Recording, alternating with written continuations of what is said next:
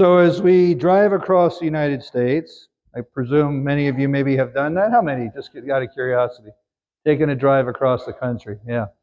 So as you're driving from Florida and you hit Georgia and you're going west, you hit Alabama, and then what happens? The time changes, right? So we go from Eastern to Central, you keep driving west, Mountain, you keep going, Pacific, and if you go too far, you'll be in the Pacific. So be careful. Why do I bring up time?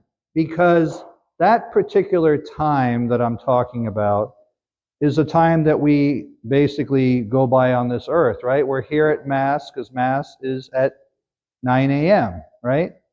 And that time is how we are, in a sense, operating in our physical person, right? We're bound by time and space. That time is called chronos, right? In the Greek, chronos, from like chronometer, fancy name for a watch, right? And then you have kairos, kairos, K-A-I-R-O-S. That's God's time. Now, God is not bound by space or time. He is. He is. And so kairos refers to the unfolding of God's plan for us. That's kairos. And that's what we heard alluded to in the first reading. It will happen when it's ready, when God's ready for it to happen. Nobody knows when Christ will return, but God knows. There was a time in God's plan for Jesus to come to earth, to enter our time as part of God's big plan. There was a time for him to suffer and be crucified, to die, and to rise again. And there's a time for him to ascend into heaven in this universal plan that God has for all of humankind. Kairos, kairos. And if you all remember Daryl Hall and John Oates, right? You're out of touch. You're out of touch. I'm out of time. Okay? That came to me as I was putting this together, because those are almost words of warning to us, in a sense. You know? And so I say that because, remember, when Jesus ascended, he gave them a mission, didn't he? He gave his apostles a mission between the time that he ascended and the time he will return. And so we have work to do. Dr. John Bergsma, who writes a commentary called The Word of the Lord, commenting on today's gospel from Mark, this is particularly called the Great Commission. The Great Commission. In other words, Christ commissions his apostles to go and preach and to baptize and to spread the word. The Great Commission. But he also says in there, jokingly, it's referred to as the Great Omission. Why is it the Great Omission? Because those who are commissioned are not doing what they should be doing. And so that's the call out to us. Now, though Christ is not with us physically as he was with the apostles, where they could see him as you see me and we see each other, but if he did not ascend, then the Holy Spirit could not come. In other words, in Kairos, it was time for Christ to go back to his throne in heaven and for the Holy Spirit to now come, to enter the next phase, if you will, of the unfolding of God's plan of salvation.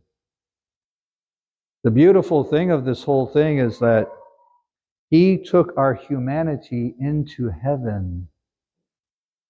He elevated our humanity now on the throne of God. So remember, he came to make us who are human divine. He who is divine became human so that we who are human could become divine. So the fact that he is not physically with us should not be looked upon as a negative. Because remember, the Father, the Son, and the Holy Spirit are one. And God is still with us. But remember, He's also with us in the Eucharist. Physically, body, blood, soul, divinity. So in a sense, we have both. We have the person of Jesus, and we have His Holy Spirit. So we have everything we need. We're empowered to carry out our baptismal role. That commissioning, we all received the vocation at our baptism. Many of us have avocations. I'm an accountant, I'm this, I'm that. What you do for a living is an avocation. But we each have a vocation, from vocare, Latin, what we are called to do as a member of the family of God. And each of us who are baptized are called to live out that vocation as priest, prophet, and king. To sacrifice, to speak of the gospel, to bring the gospel into our secular world. Priest, prophet, and king. That is our commissioning. We are commissioned to be other Christ in this world. So that when people see us, hopefully they see Christ, right? One of my prayers, help me to get out of the way. Help me to get out of the way, right? To exhibit and to live and to show all those qualities that are Christ-like. That's what we're all called to do. We're all called to one faith through one baptism, one family. We think alike when it comes to Jesus Christ. We live the common purpose to love Him, to spread His love to a very troubled world. That's what we're called to do, brothers and sisters. So today is a solemnity, a very high feast in the church, because this happening is, again, we see God's plan unfolding right before our very eyes. And all the miracles and things that happened in those days, in the time of Christ and in the early church, were necessary to build the church, to solidify and edify the faith of those early Christians. But you and I have been very privileged because we have already witnessed all this passage of time that the church has been around, and we've heard of all the miracles, we've seen the miracles. There's miracles that still happen today. Most prominently places like Lourdes and some of these Marian sites. They're not as frequent, but they're still happening. The power of faith. The power in the words of Jesus Christ. The power of the Holy Spirit acting in and through each of us. So let us be grateful, and let us be very fearful,